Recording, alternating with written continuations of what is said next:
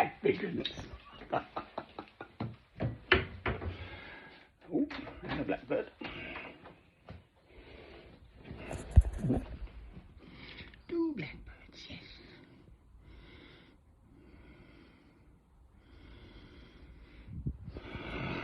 My absolute pleasures in life is feeding the birdies. Oh, by the way, this is for some little solicitor at Bedlington Magistrates who suggested that perhaps I don't even have a home. Well, I didn't for 8 months because you lot made me homeless.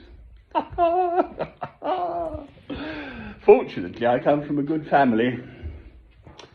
Now, there's my great-great-grandmother. It's Robert Francis, my son. He's dead. He committed suicide. Not funny. I wonder who that is.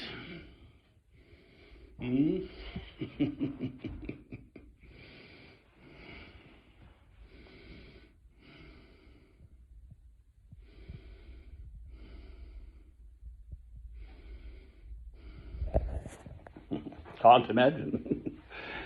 Never seen him before. The monks out of their box. Right, said Fred. Plot. Well, I'm alive. No doubt, much to the authorities' chagrin. Why not just send me to Van Diemen's Land and be done with it? Now called Tasmania. Wonder why the Australians always beat the English at cricket. Boy, oh boy, oh boy. English injustice. Well, it's nothing new. The slave trade, they just go and take the healthy ones for a start and hoik them across from West Africa. If they got sick, just chuck them overboard. Make them work in the plantations in America and import the sugar into Liverpool.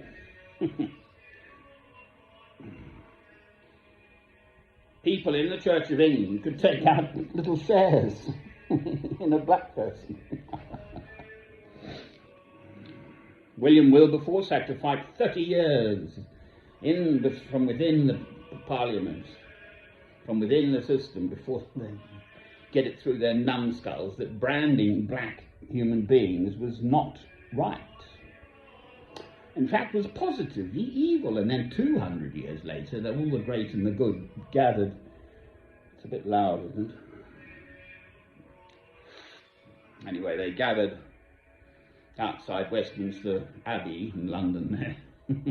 All of them, the Archbishop, the Prime Minister of the day, etc. Oh, we're so sorry. Awfully sorry. Sorry about your relatives we chucked overboard. Ha ha ha. They didn't do the ha ha ha bit. So it is nothing new, English injustice. They virtually reinvented the concentration camp out in South Africa. 1902, the Boer Wars. Burnt the farms down so the men couldn't go back for succour, and the women and children could just survive or not.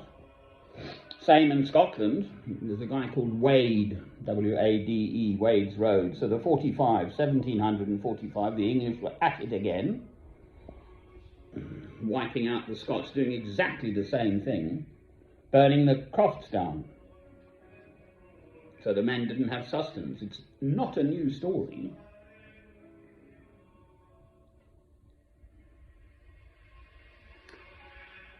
And seemingly, God has put me in a situation here. I live at St Michael's Square in Alnwick, Northumbria. Today is Saturday the 11th of June 2022. And here I am at the St Michael's Square in a rented property, it is true, for a year now, again my second year here.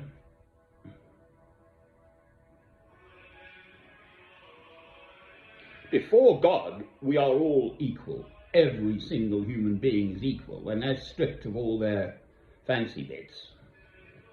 We're just the same. You cut a black man or a yellow man or even a white man, and our blood is exactly the same. Almost. There's something called sickle cell anemia, which is prevalent in Africa. And your red blood cells are sickle, so they don't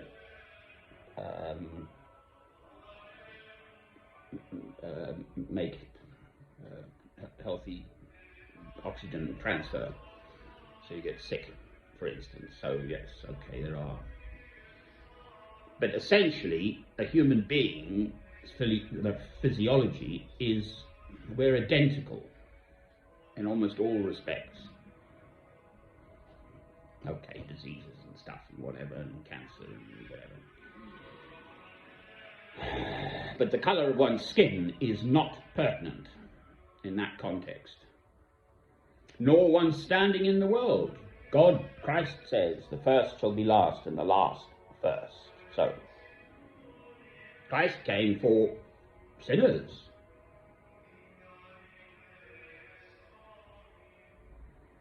Not the righteous, the great and the good, who put God in his box on a Sunday and then behave badly for the rest of the week. Well, now, I don't want to just go on and on and on and on, because I could. I do rather want to reference specifically the injustice being meted out to me. I'm under a court order now for 5 years not to contact a certain neighbour whose mother lives on the square, and that certain neighbour has now taken to cavorting herself right in front of my place with her small child. Last year, she invented a complete story that I thwacked her child with my staff. That's why I've got 2.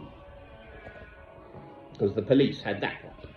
If I'd thwacked a child with a stonking great staff, its leg would have been smackarooned, not a small pinch mark.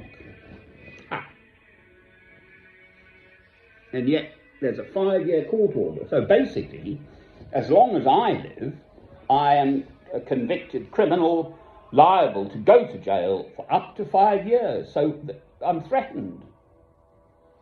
And the police are absolutely, the Northumbrian police, the chief constable is Mr. Winton Keenan. They are worse than useless.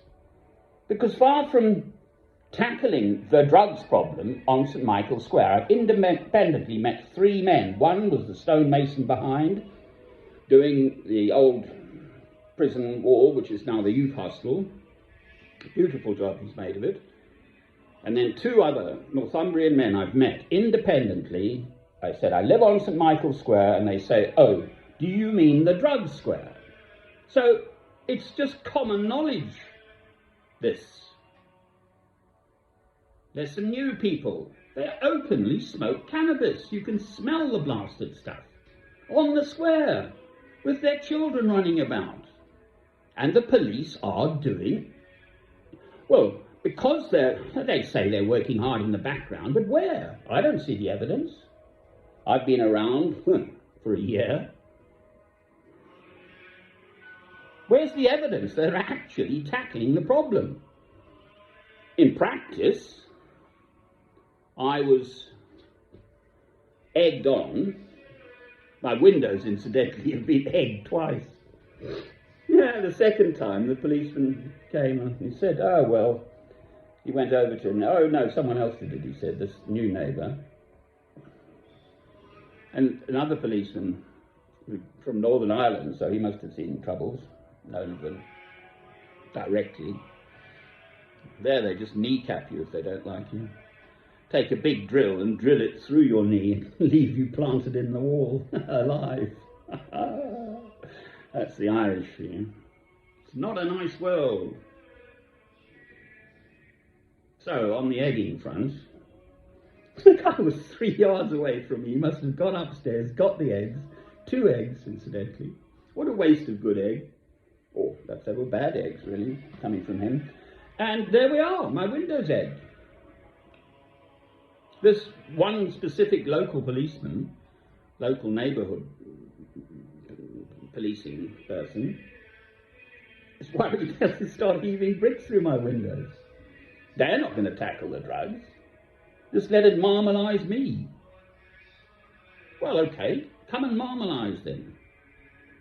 I'd rather be marmalised than sitting here, lying here on my cot, in fear of the next attack, quite frankly. I'd rather look them in the eye. I have done. I've been attacked already outside by this man and another youngster. I just looked them in the eye. My father fought on the Somme in the First World War for the Royal Norfolks, but survived to sire me in 1955, so I was born in 1956. But my father was known for going over the parapet first. At 19, 20 years old, for heaven's sake.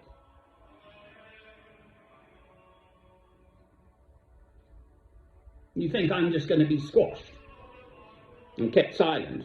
I've got to sit here day by day with this court order, empowering this complete stranger. Incidentally, they kept arresting me last year. Out of the first 31 nights I spent here in Northumbria, I spent 21 in police custody. So that's a signal to the neighbours. Oh, he must be a bad man. Let's just invent something even worse.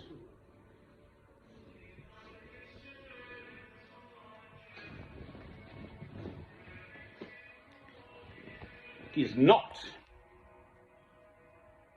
a good story of English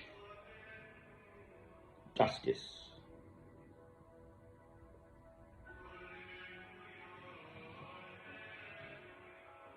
Sadly, underlying this, it just makes me sad. In the police cell, I asked for the Bible every time, the same old one. I was starting to mark it up by the end of this. So I had plenty of time to contemplate my neighbours. I've done this for years. I've been a Christian since, if you like, I was 14 or 15 years old. I'm 65. So that's 5 decades. I must forgive them. If you go to Romans chapter 12, it's about love. I must forgive these ones who are persecuting me. I had to make a defence statement, and that is my opening remark. I forgive them. They put a 666 on my front doorstep, the devil's number in great big chalk letters. The police did nothing. Do nothing. Believe me, if I'd had any of their windows, my feet wouldn't touch the ground. So how is that fair? The Irish police, the Northern Ireland one, says, oh, you'll stand up before the beak and you'll say this and he'll say that, and it's your word against his, and therefore, as it's just my word, no one listens. Well, there we are.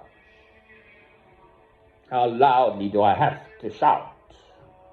How about a little whisper in someone's ear? If I had power and influence, none of this would be happening, would it? And money.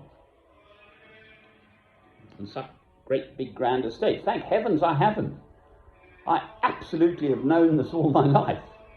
The Duke of Westminster is one of the wealthiest human beings in Britain, if not the world, through the land. But he's then tied to that land. His whole life is all lined up just to manage the estates. Same for here, the Duke of Northumberland. Thank heavens I haven't been born into that kind of family. I come from a good, normal, stable, solid, middle-class background, farmers, doctors, nurses.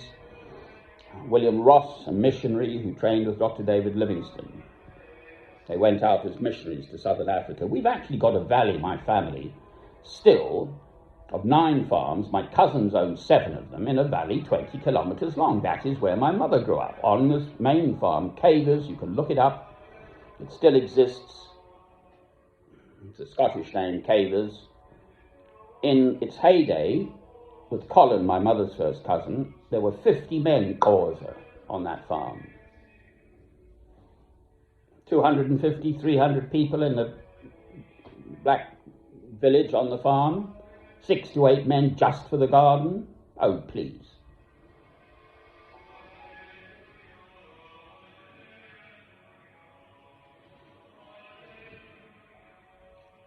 And then we scroll on to the current situation, where, I mean, all this stuff happens.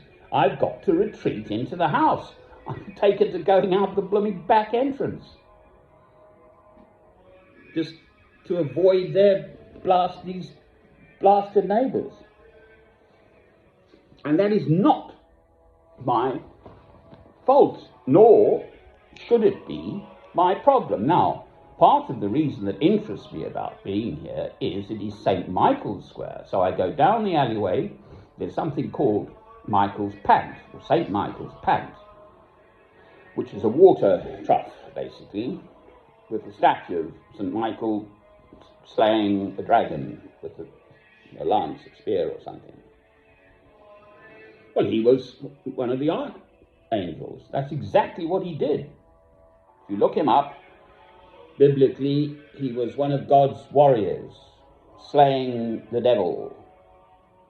That's exactly one of the reasons that interests me about being here. I've come here for St. Aidan, St. Cuthbert, the Venerable Bede, King Oswald, St. Wilfrid, the Franciscan monks at Almouth, since the 70s.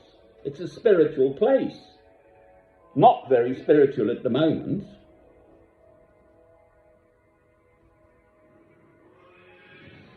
Now, I could go on and on and on and on, but I think less is more. The current state of play is that I'm embattled, liable to be arrested again, and unable to have access to this. So, I'm alive today. The magistrates at Bedlington, the solicitor, the thwack a child thing, any solicitor worth their salt would have picked up on the fact that it was a complete invention to sort of dissimulate the brother of the person who, I'm not going to say names, who has conspired to get me convicted, offered me cannabis to my face when I first arrived here. On a Tuesday, the 8th of June, and by Thursday, the 10th, the woman had invented, I won't even designate her country, had invented this thwack a child story. Well, any solicitor worth their salt would have tackled that. And I'm not going to say his name either. He had to interrogate's the wrong word, cross-examine the same neighbour, whose country shall be nameless, in court, because he's local to Bedlington Magistrates Court, I can say that. And to my face, he denied representing me at all. I dismissed him by then. To my face, in the courthouse. I've got his letters. It's a joke. If it weren't, I mean, it's just ludicrous, monstrous, unjust. So, English injustice, in the raw, Alnwick, St. Michael's Square, Alnwick, Northumbria, England.